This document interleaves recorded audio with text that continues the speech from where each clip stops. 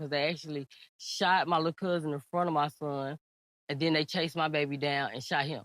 They just came, shot my little cousin in the head as soon as they got down there, and my baby took off running across the street. I believe that whoever my little cousin texted, it was supposed to be me, set him up to come down there. My son snuck out with him. And I believe when they got down there, they killed my little cousin. Donta Gurley, 13, killed alongside his cousin in Little Rock, Arkansas. And the streets, everybody know, like, if you kill somebody in front of somebody, no witnesses left. They chased my baby down, they shot my baby. They both got shot once. My little cousin got shot once in the head, and my son got shot once in the neck. Naqualo Smith, 14, killed December 3rd, 2023 in Little Rock, Arkansas.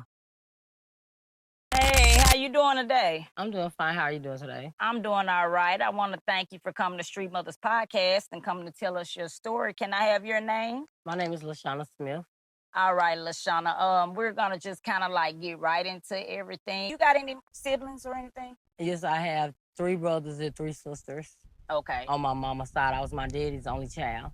Okay. Can you tell me a little bit about your family? Okay, I have a sister. She's a registered nurse. She owns a home health business, and she has a daycare. I have a brother that owns a barbershop, and he has rental houses. And then my big sister Paula actually raised me from the age of 13 to 18. Okay. And my sister Shanika and my little sister Jennifer. Okay. Where was your mom when you said your big sister raised? My mom had personal things she was going through. Okay. But my auntie actually had got us like when I was 6 or 7-ish. And she died when I was 13. Then that's when my sister got us. Okay. Okay. And how much older was your sister at this time than you again?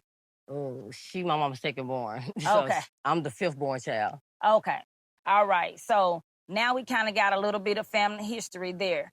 And let's get off into when you started having children. I had my first child, which was Naqualo. His name was Naqualo Marquise DeRay Smith. Mm-hmm. I had him August the 12th, 2009. Okay. I got pregnant at the age of 23, and I had him at the age of 24. Okay, so you were grown. Yes. Were you living in the house with anybody at the time? Actually, I was in a relationship for 6 years with this dude. Okay, so that's his dad. Actually, I cheated. Okay, Yeah. well, I mean, hey, yeah, it got happened. pregnant, but that's who he called dad, yes. Okay, well, stuff happened. We get past that and keep it moving. Yeah, so. right, so yeah.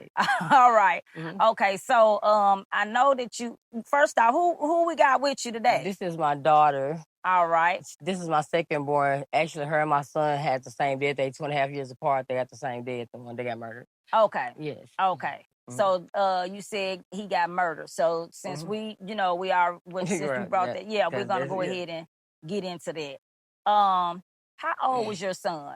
He was 14. He was 14. He got killed where? On West 22nd. Here's a summary of this article. December 3rd, 2023, officers responded to 1607 West 22nd Street. Once officers arrived, they discovered 2 black males who had died from their injuries. December the 3rd, 2023. In Little Rock? In Little Rock. Okay. Was he alone? No, actually, he had snuck out and went to work with my little cousin. My little cousin name was Naqualo Gurley. He was 13. Okay. This case, is it open or closed? They say it's still open.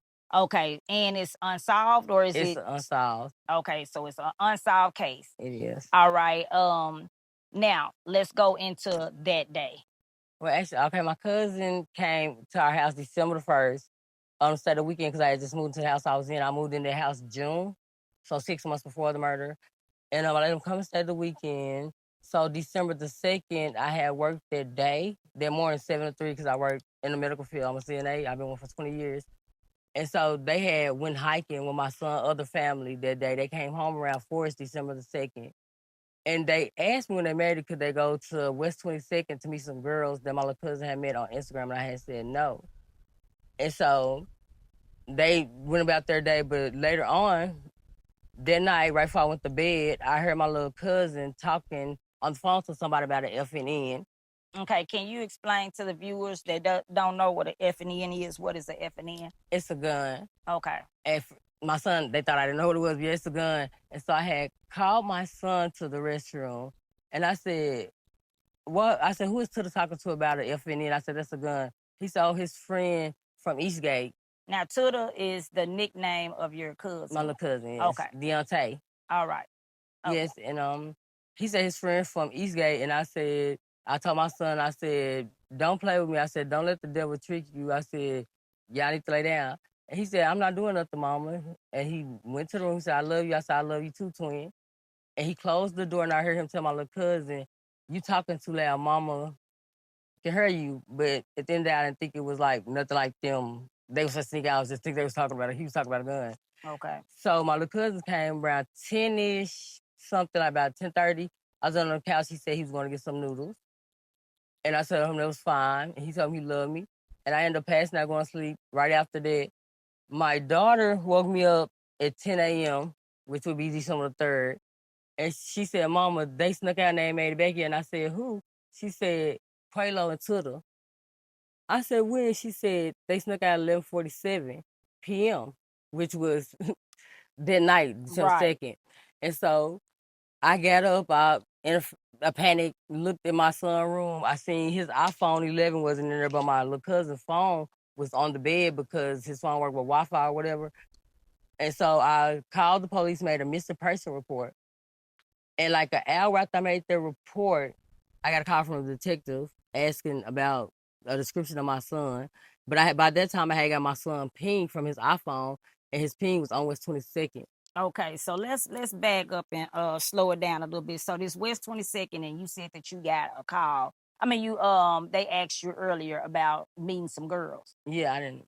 Okay, so when they asked you about meeting these girls and you told them no, and then you said that that the phone was pinging from West 22nd. You're talking about the same West 22nd, right? Yes. Okay. But I actually didn't realize that until like 6 or 7 months after they murdered, because I was discombobulated from my baby, and I didn't realize that at that point. But yeah, West 22nd, they had asked to go, and I had said no. I told my son, I didn't play them games. I didn't allow just random people around my house. I told him don't be trying to do things that I don't let him to do when other people are around.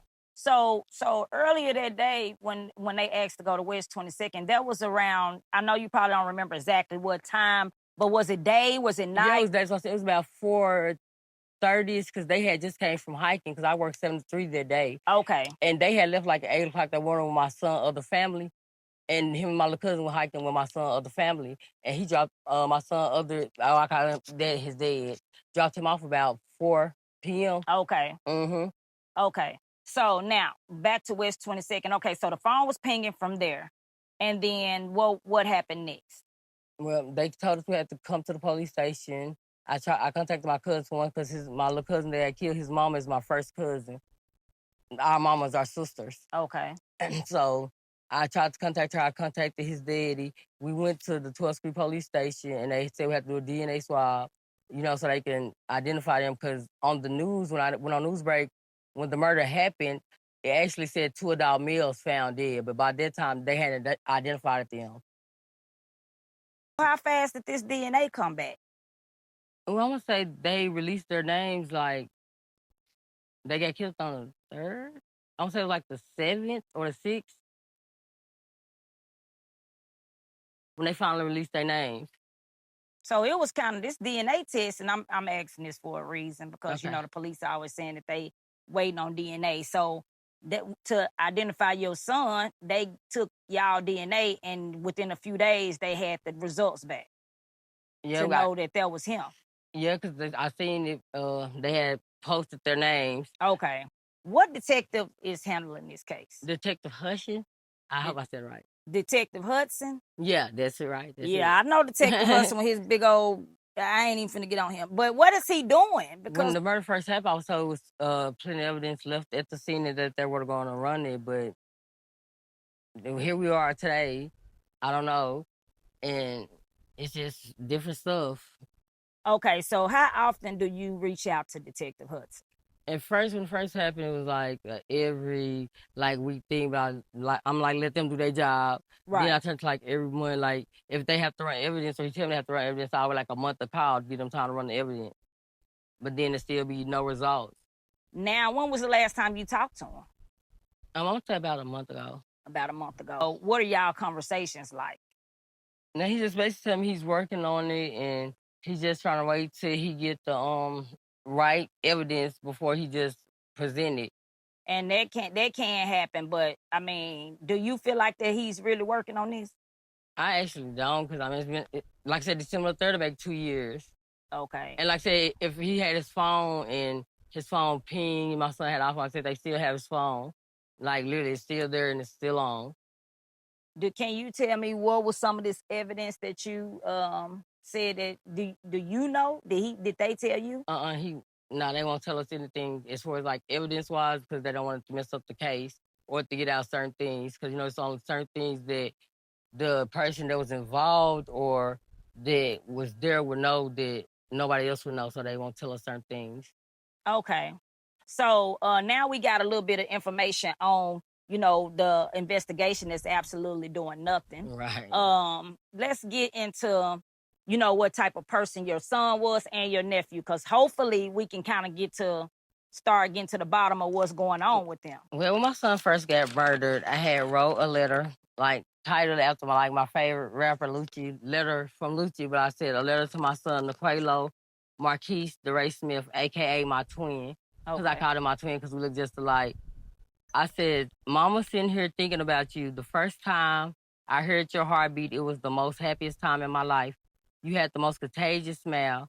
You came out happy, you left happy. When I had you, you changed me. You gave me a purpose. You gave me motivation to never give up. I raised you along with your grandma and my siblings to be respectful.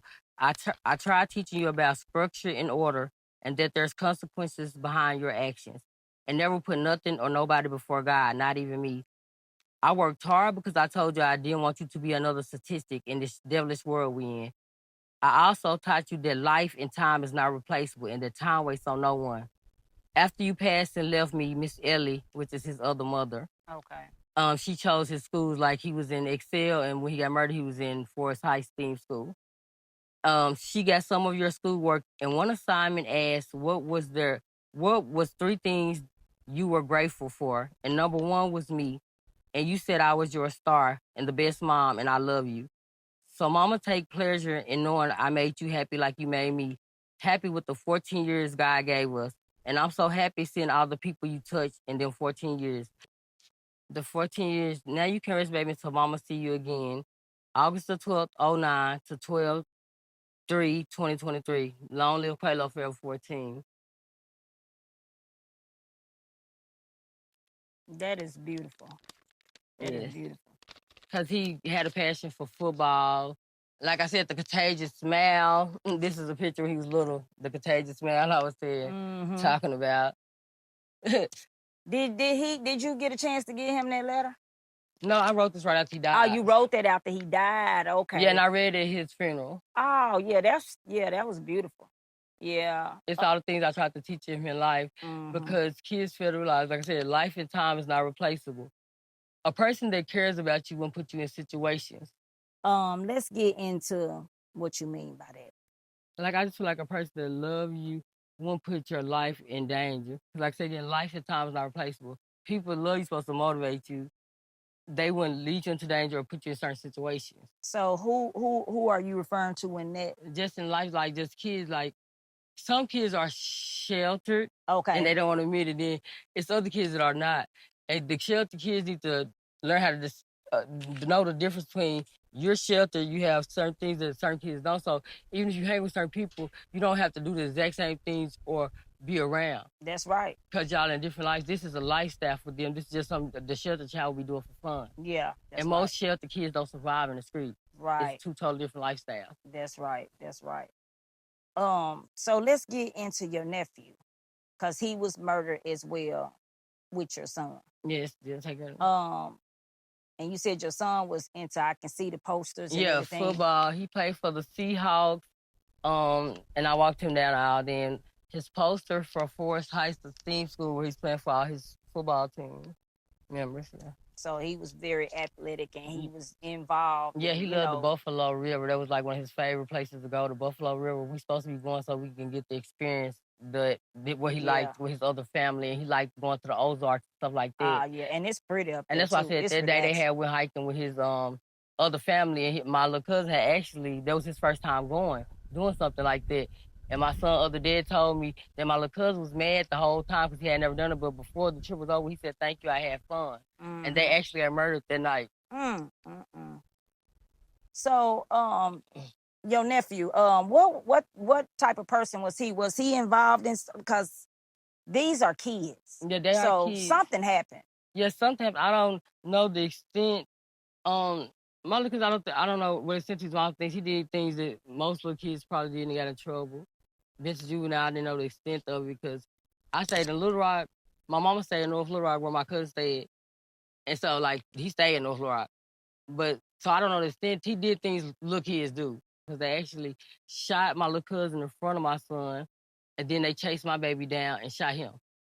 Okay. So, now you said that they were, do you think that gun situation could have played a part? Because what it sounded like to me is when you saying that they were gonna meet somebody, I don't really even think that they was meet. I think that was a setup, and I do time. too. And little cousin had I'm not gonna lie, he died with a gun on him. Okay. My son had nothing on him. My son, like I said, was running from the scene. But it was a good. What I got from what I read from my little cousin's phone that was left at the house through Instagram, whatever they be on, he was supposed to meet somebody. It was about a gun or him trying to meet them to sell him a gun or trade a gun. And that's why I said that's how I felt it was set up. Because however y'all they get down there, my little cousin don't even get the gun out if he was supposed to meet somebody to trade it. I don't know if my son was there just to look at or whatever. Because like I said, my baby had nothing on him. Nothing, never been to juvenile, nothing. But they chased him. And so I believe it was a setup because, like I said, earlier today, like we said, I was telling you, they asked to go there. And it's just a big coincidence they ended up murdered that same place. When I brought up that, they said that it wasn't a setup. And I asked them how not. I said, well, all this is a coincidence. And they, yeah. But it's nothing telling me it had to be set up. And again, if my little cousin phone was left and they were supposed to meet somebody, his phone worked on Wi-Fi, they had to contact whoever on my son iPhone 11 that he died with that they still have on him. So y'all don't know who they contacted when they left out that window. They said it's still open because I actually called and asked, was it a cold case? And they said, no, it's still open. That's why I said it's almost 2 years. Like, literally, his phone, that phone could ping, tell me his last ping was, location. Like I said, his phone literally still on. Literally, to this day. And they still have it in evidence. So the night, did they give you any details? I know you said, how did you find out that your son got shot later? I mean, he, saw the little cousin get killed first. How did you come with that? Like I said, when I got on news break, my son Ping said West 22nd, and on news break it said $2 Mills on West 22nd. So I knew it had to be them. No, I'm saying, how did you know that your son got killed after your cousin? Cause the way they location was, like I said, my son was running. Okay. Running away. They were obviously standing beside each other before, my little cousin got killed. But what I heard is like they just came, shot my little cousin in the head as soon as they got down there, and my baby took off running across the street, thinking that the driveway that was across the street was an alleyway because he don't know that area. See, that's what I'm saying. You saying you heard. So are people giving you information in the streets? So, yeah, I've heard from some people, yeah. Yeah, okay. Well, I'm not asking. Well, yeah, I'm saying I don't actually know the people that was involved. Like I said, like the dude that took the police on a high-speed chase 2 days after I don't know him, but I know some people that know him from North Little Rock. So are you relaying this information over to Detective Huston or who? Everything I get, I relay over. Anything I relay over, call, tell him he can check it out. It could be a yay, a nay. Right. You just giving them what you get. Yes. Okay. And like I told him again, like with the phone, like I said, they had to call somebody. If my little cousin text somebody on Instagram because his phone only worked on Wi-Fi. Right. They had to contact that person on my son's iPhone because, like I said, my son's iPhone had a number. Right. And it worked without Wi-Fi. Right. But I'm my son's voice. I was his voice when he was live, and I'm his voice now. My baby got murdered at 14, like I told them. That's right. So I'm going to speak up for mine. So, okay. What do you think happened to your son? And then we're going to get into what you want to come about this. I believe that whoever my little cousin texted and was supposed to be me set him up to come down there. My son snuck out with him. And I believe when they got down there, they killed my little cousin. And the streets, everybody know, like, if you kill somebody in front of somebody, no witnesses left. They chased my baby down, they shot my baby. My baby died, like I said, with his iPhone in his hand, his flashlight was on.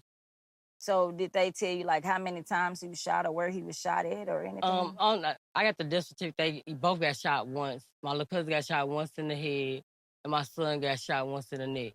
See, that's what I was trying to figure out, kind of, so we can. Yeah. I was trying to figure out like how was they? I'm trying to picture it. They wouldn't tell us like when they got murdered. They wouldn't tell us. I didn't find out actually how many times he got shot or where he got shot at until I got the death certificate. And what can you describe the area? Like, I'm trying to get West 20. Is that over there by Crib 6? Well, Big 6. Okay, Crib 6, kind of, sort of, because where K Holly I stayed on 20th is Summit. So you know how you would go like on Summit, you'll go like let's say to West 22nd and Summit. Okay, and turn that, make that left on 22nd and Summit to go down like yes, I know. Yeah, but like right there in them little duplexes house, whatever, they was right there. One was on one side and one was on the other side. I know exactly where you're talking about. That's right there, and that's really kind of like in a busy area. Where a lot of traffic and stuff be, what I'm saying? But see, it was like when they snuck out, he texted my daughter at 11:47 p.m. They went time to sleep. Oh yeah, you know how these kids. And that area was dark. That's why my baby had his iPhone light on, because when they shot my cousin, he took off running. You can't see in that area like after a certain time. Like where I stayed at on 20th and Summit by K Hall, it's lit up more over there. But where they went to is a darker area. They have drug houses right over there, like stuff like that. What's a good message that you can give the youth? Kids these days think that when the people speak about being disobedient, God said, don't be disobedient to your parents, they think it's like talking disrespectful. Your parents tell you not to do something or try to protect you. You have to listen, because I'm just going to say it. 2 months before my son got murdered, him and my little cousins and came all together. I was at work. I had got a call from somebody back when I was younger that I no longer deal with, but they see my son and my cousin together. They said, why your son in the mall with Tudor? I said, that's my little cousin. He said, well, your little cousin involved in something that if they kill him, they gonna kill your son. I hung up the phone, called my son, and told him that was his last public appearance with my little cousin. I said, you can't see him unless he come to our house. And my son said, why, Mama? I said, I don't know why. I said, in the streets, if you know too much, it can get you killed. Right. And so for 2 months, my son didn't see my little cousin. I never said this to my little cousin when I got that call. I never said it to his mama. I just kept my son away. So that's how my little cousin ended up over my house that day. Because I told my son they hadn't seen each other in 2 months. Because when I got that phone call today, I just kept my son away, told him that was the only way, not thinking that he would sneak out. But I don't remember who it was calling me. It was somebody from my past. But I said they called me and literally told my little cousin involved or something, that if they kill him, they was going to kill my son. And it happened that way. And it happened just like that. And they snuck out. And that was their first time seeing each other in 2 months, and they've been close since kids. My son's name was Naqualo. My little cousin, middle name Taqualo. He has part of his name. Right. And your son really wasn't known for sneaking out, was he? No, he had a girlfriend. He went over there with her. He played Fortnite, stuff like that.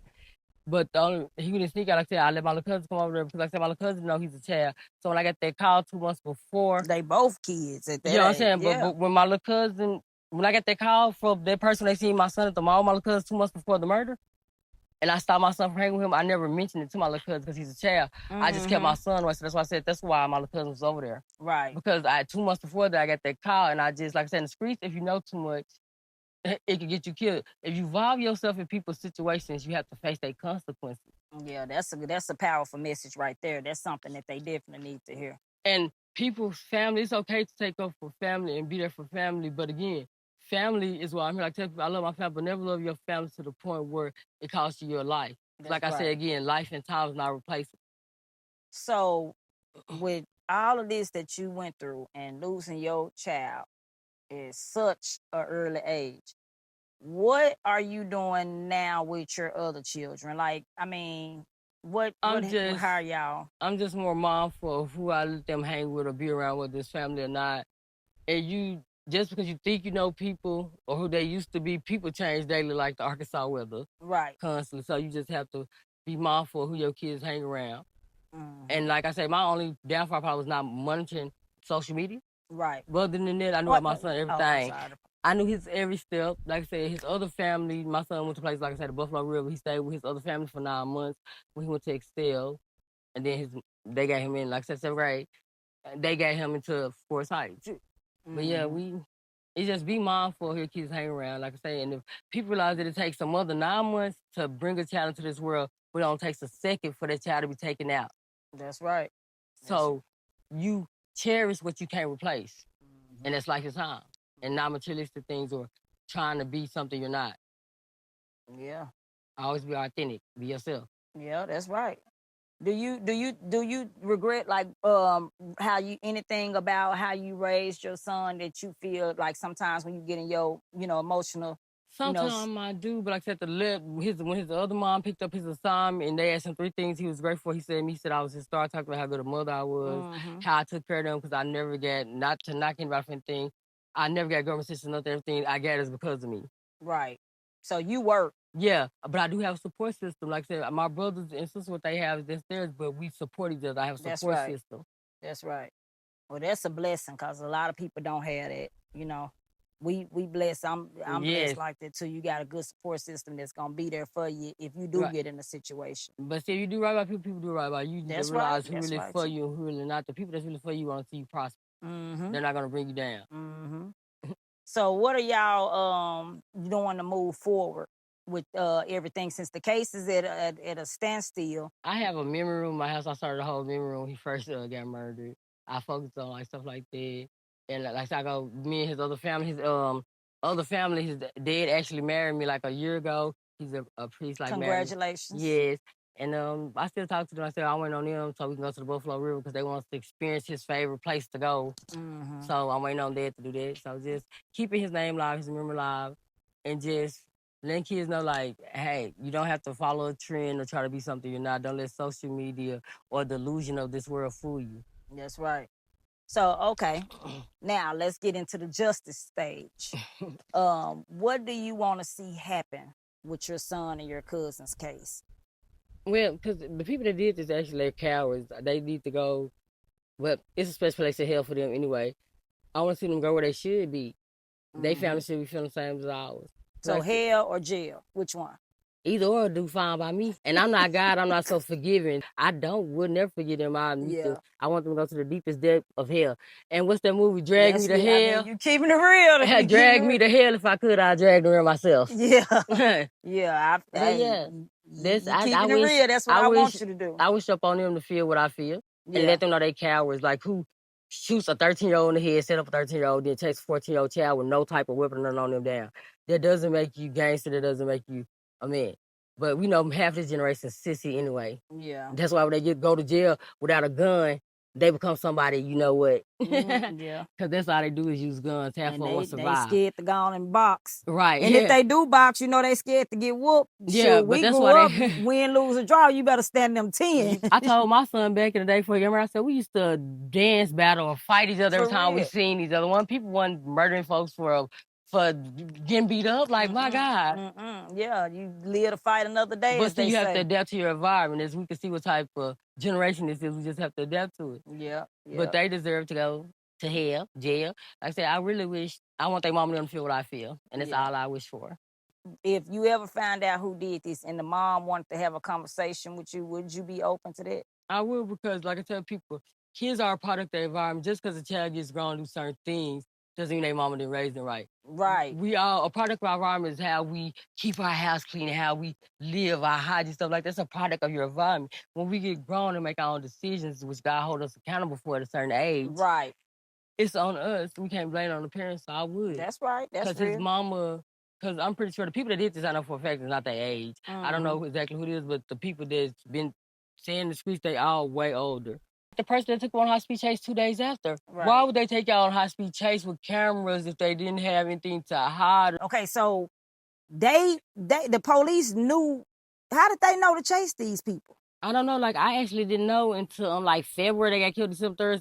My little cousin, Daddy, came to me and was like, I don't want to say the person's name. Okay, that's fine. Took the police on a high-speed chase. Oh, okay. And I said, no, I didn't know that. I said, who is that? And he said that was his cousin. So I don't know. I don't even know these people, and I don't even know him, but that's who they said took the police on a high-speed chase after it happened. But I don't know him. Like I said, I can't say who this man is and nothing like that. Never seen him a day in my life. Because if it was, I wouldn't mess with people of that type of class. I may be a little ghetto, but I'm bougie. Right. Yeah, it be like that though. Yeah, but That's I don't. me. Shit. I'm not gonna say that. I don't say that, but like I said, they didn't care whoever killed my Your son. baby Didn't care when they gunned my baby down and chased him down and took his life. And they So was again, like I said, kids. this is allegedly. I don't know this person, but allegedly, that's who took my high-speed chase. And from West 22nd, they say it was cameras. They recorded the murder. I don't know how true that is or not, but that's what I was told.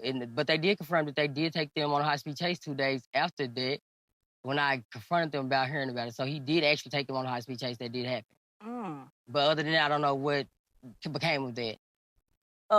Okay. This my thing with Detective Hust. Cause I don't dislike Detective Huston, but I got a long history with Detective Huston from when he used to work patrol and everything in our neighborhood, and when he was a homicide detective. Detective Huston, I feel like the Little Rock, the police department work cases with big names. And if you don't have a big name or somebody that's known out here in these streets that they can look good and parade around that they done caught, they really letting the other cases fall by the wayside, and they feel like that they can wait. I may be wrong, but I'm just saying that's what it seems like. I mean, I feel the same way. I'm not gonna lie to you, that's how I've been feeling lately. Like I said, I had faith at first, but like after so long, with evidence left, what have become of that evidence? So if you can say to the camera what you want to say. December the 3rd, we'll make 2 years. Okay. They were 14 and 13, like, come on. So the answers you want from him are these answers. Yeah, you know, because facts are proven depends how we feel. Sometimes you have to make things make sense. Okay. Again, I've been patient. I've did my part. Like I said, I don't know these people. I've given y'all everything I found out, like, help me help y'all. That's it, help me help y'all. I can help y'all do y'all job. Just tell me what y'all need. I'll get on it. Like, we had my son's stuff going through the museum, like, all over Arkansas for a year, stuff like that. You know, keep it. Okay. It's going, like, all over. It was at Eula first. I wasn't seeing it when it was there. Okay. It's in Helena now. But they go around different parts of Arkansas. And what do? They just send this paper around? No, it goes around the museum. Like, it was at the Eula Art Museum when it was here. Okay. And, like, they tell his story. Oh, okay. That he was loving to care for his other family. Like, so he had another family that actually, like, was, like, really involved since he was little. All the pictures y'all see, most of them they took, they don't want to put him in football, the school he was in, the Buffalo River, all that they did, all that they gave him that type of experience. Okay, well, shout out to them. Yeah, still here today one. Shout out to them, big one. Yeah, okay. Okay, well, I want to say, you know, I appreciate you coming to Street Mothers Podcast and sharing your son's story. We actually appreciate you. I appreciate you for reaching out. Because like I said, again, the police are obviously going to do nothing. I appreciate you, and thank you for giving me this opportunity to tell my son and my little cousin's story. You're welcome. On your platform. I really appreciate it.